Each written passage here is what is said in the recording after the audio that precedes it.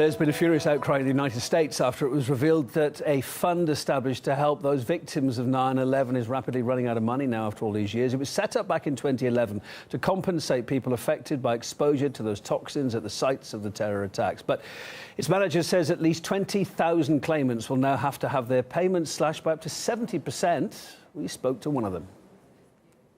Well, with the political pressure that we are trying to make right now, bringing the stories of so many first responders that died after 9/11 because of cancer-related issues, because of the ground zero effect. And when they are activating funds for other things, I doubt that they will look into the victims and say, okay, let's take care of them. I have my big doubts about it. The Compensation Fund, looking at the figures here, has paid out $5 billion to roughly 21,000 claimants. It now says it's only got $2 billion left for those 20,000 other outstanding claims it's expecting, and more to be made as well. Caleb Maupin's got some more detail. In a move described as devastating, the 9/11 Victim Compensation Fund will be slashing its payout to claimants by as much as 70% because the cash pool is running low. Given the funding already expended and the increases in claim volumes, I've determined that there is insufficient funding remaining in the fund to pay all current and projected claims at the same levels as under current policies and procedures. I am painfully aware of the inequity of the situation. Fund managers say that claims filed before February 1st will be paid at 50% of their original value, and any claims after that will be paid out at only 30% of their original value. Keep in mind, those getting compensation are firefighters, construction workers, and others who were on the scene without proper protection. I am the last survivor of the World Trade Center 9/11 attack. I worked in the building for 20 years.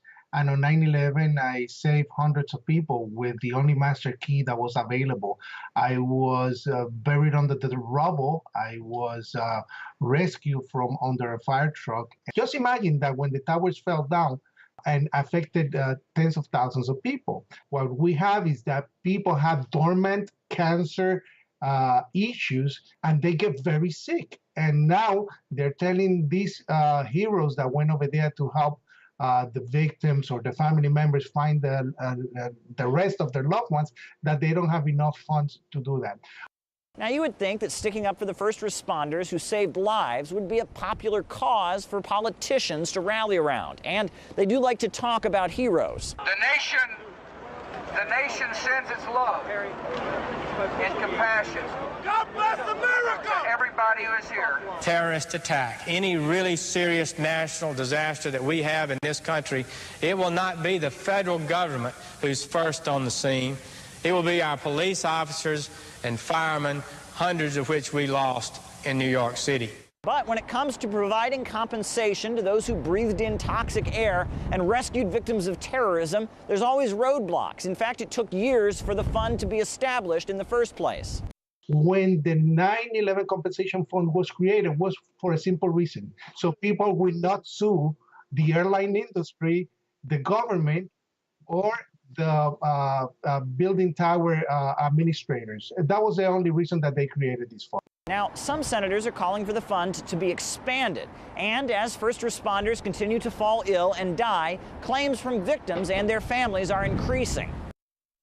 Calls to remember 9/11 aren't just slogans. I'm introducing a bipartisan bill to make the Victim Compensation Fund permanent and whole.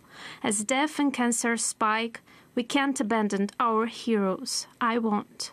Nearly 2 decades after 9/11, the government just isn't funneling enough resources for those left behind. Caleb Maupin, RT, New York.